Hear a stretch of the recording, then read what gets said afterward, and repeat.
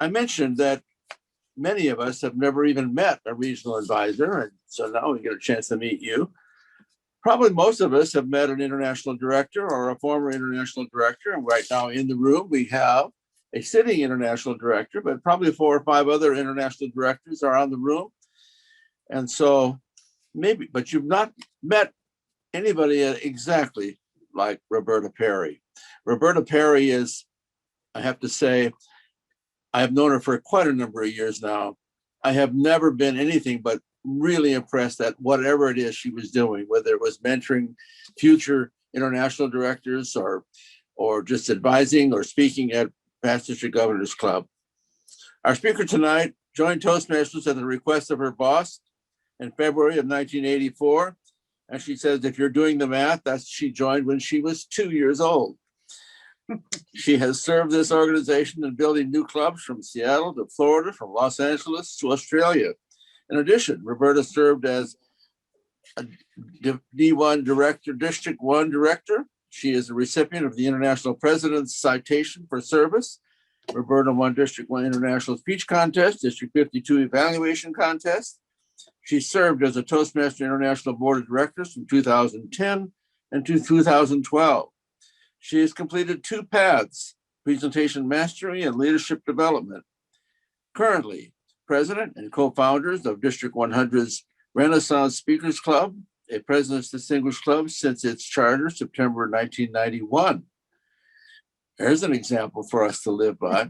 Roberta is an owner of Roberta Perry and Associates, a business development catalyst working with creative media technology companies in the globally themed entertainment marketplace.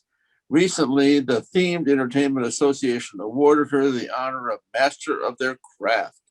Please welcome, with her presentation, Say Yes with a Footnote, Roberta Perry, past international director and DTM. Roberta? Wow. Thank you, everyone, so much. Thank you, Tom. Thank you to all the speakers that came before. You brought back so many memories of what you have been doing and working with you, Esther, everyone, over the last many years. Tom is right in my introduction. I joined 6 months after Toastmasters allowed women into the organization. I was a secretary to the entertainment director. I had started on February 12th, 1974 as a secretary. Stuart Anderson called me into his office and he said, Roberta, you're going to fail. You're a woman. Women do not succeed in the restaurant business. You will fail. However, Roberta, go down the street and join a Toastmasters club and just say yes to everything they ask you to do. I walked into that club, 27 men and me. I was like, yeah, okay, I found my home. I'm good. I'm not losing. And they took me on a journey that I will never forget. And I did just say yes to everything they asked me to do, whether it was table topics or doing a last minute speech, impromptu, being a sergeant at arms. I didn't even have a clue what that meant, but I said yes and started on that journey. I then within District 2, which is in Seattle, where the club was, Seattle General, I kept saying yes.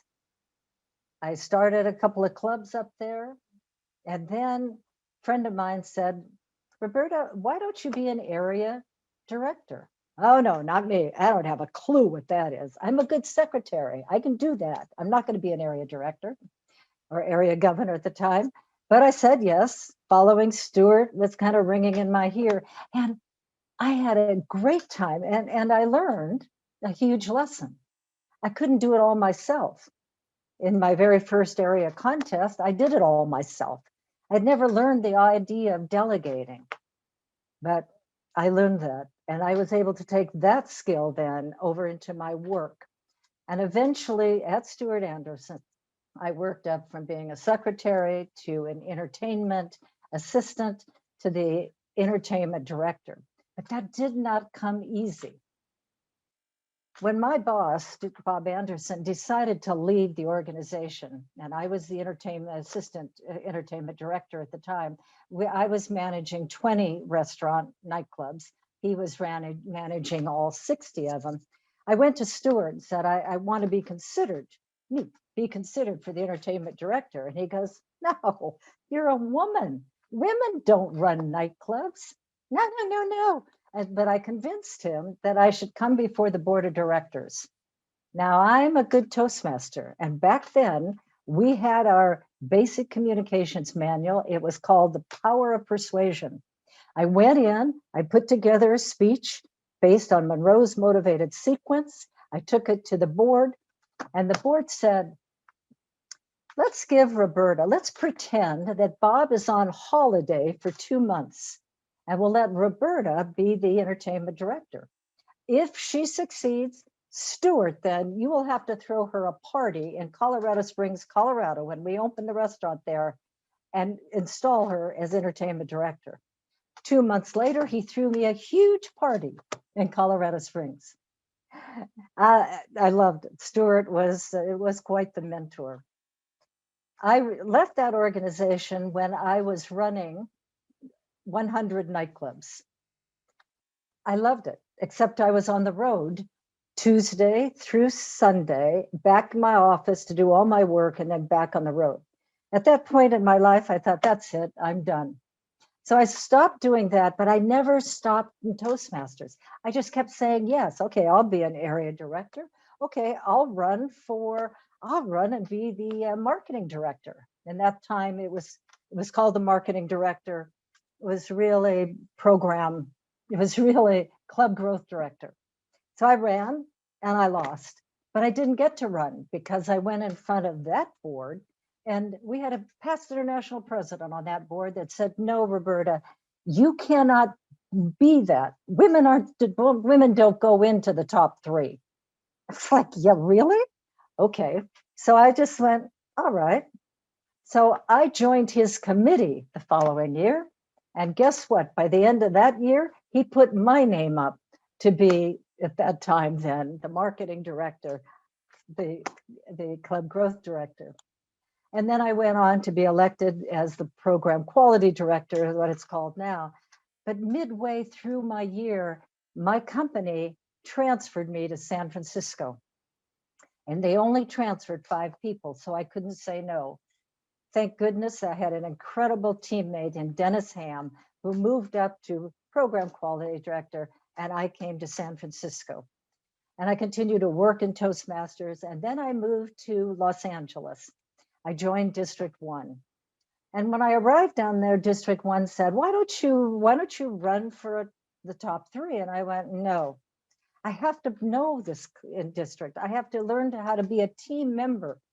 So I started working in committees, and then I started running committees. And then eventually I ran for an area directorship and got that, where I was appointed as an area, and then on to division. And then at that point I went, okay, I'm ready now to step into the marketing position, into the club growth position. But there was a shakeup in the district. So instead of getting to do that, I was then running for what's called program quality director, and another person who, Joe Jarzenbeck, that many of you know, became a past international director. Joe started building clubs. I was number 2. Bob Dunning was number 1. And when I finished being district director, district governor, we were distinguished. And that was it. I was done. I was just done. I don't want to do anymore. I'm it. I'm going to be and I love how Marjorie, I'm just going to be a regular old Toastmaster. But then I got involved because of Toastmasters. I kept saying yes in my career. I started the Nightclub Bar Association with 3 other people. Some of you know John Taffer, who is Bar Rescue. John was a teammate of mine. We started that. We started a trade show with 600 of our friends, and now it's 35,000 people show up in Vegas at that nightclub bar. Then I went on to be the president of a brand new association called the Themed Entertainment Association. And in case you're wondering, what is that? My mother never understood what I did, but just in case you're wondering too, that is brick and mortar, everything we as guests spend our money on outside of the home. Theme parks, museums, traveling shows, aquariums, attractions, anything. That's what's included in themed entertainment.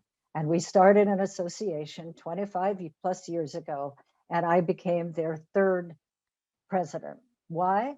Because I was so well trained in Toastmasters. You all trained me, and all the members throughout the Western United States trained me to be able to take on that kind of a position because it was a global position. Then after that, I kept saying no to doing anything else in Toastmasters other than being on a committee, working. I loved it, working in my club. And then one day, the International Board of Directors announced that they were going to change the regions. And it wasn't going to be all the regions in the United States. We were now going to have regions outside the United States. At that time, there was only one region that incorporated the world plus the United States. And I looked at that and went, well, I have run the Nightclub and Bar Association. I have run the Themed Entertainment Association. I've sat on multiple nonprofit associations. I understand strategic planning. I understand finance and budgeting. I'm ready for that. What is it that a board member does?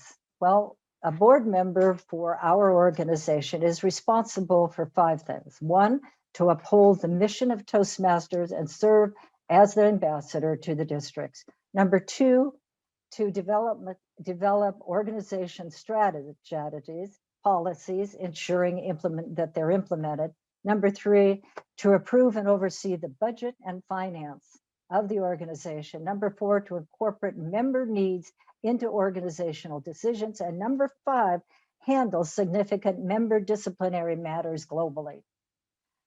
We did all of that, and I was prepared for that. What I was not prepared for was the 5th one. I spent 2010 on the board of directors. 80% of my time was spent on disciplinary matters. It was not spent on any of the other 4, only on the 5th one. So we had to cram everything we wanted to do for this organization into 10% of our time and then into the next year, which I know Michael understands it, Alfred, everyone that served. It is an incredible, incredible experience because we always learn what we don't expect to learn when we serve and when we just say yes to any communication opportunity, to any leadership opportunity. It is, I know Greg is a past international, just say yes. I was district director or district governor in 1988, 1989. I didn't even say yes to running to the board until 2010. It's never too late to learn skills inside our organization and take them outside and learn skills outside and bring them inside. It's an honor and a privilege to serve on the International Board of Directors. I leave you with the incredible wise words of my mentor. First, she was the past international president of Toastmasters, the first woman of Toastmasters. When Helen Blanchard told all of us, if you get out of Toastmasters, everything you can get out of Toastmasters, you'll never get out of Toastmasters. Mr. Toastmaster. Thank you for that, Roberta. You lived up to the expectation too.